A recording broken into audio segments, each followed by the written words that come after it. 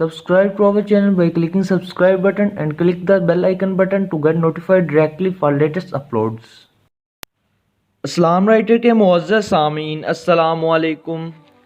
امام علی علیہ السلام کی خدمت میں ایک شخص آ کر کہنے لگا، یا علی، سب سے بڑا اندھا کون ہے؟ تو امام علی علیہ السلام نے فرمایا، اے شخص، اس دنیا میں اس سے بڑا اندھا اور کم عقل کوئی نہیں جو اپنے عیب نہیں دیکھتا، اپنے گناہوں کو نہیں تولتا۔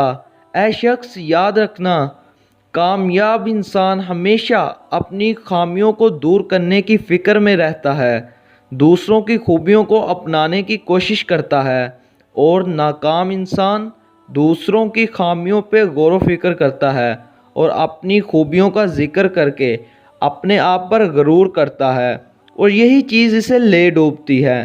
میں نے اللہ کے محبوب محمد صلی اللہ علیہ وآلہ وسلم سے سنا ہے، جو انسان اپنی خامیوں کو دور کرنے کی فکر میں رہتے ہیں، اللہ اس انسان کے لیے اپنے خزانوں کے دروازے کھول دیتا ہے، اور یوں وہ کامیابی کے راستے پر چل کے اپنی منزل تک پہنچ جاتے ہیں۔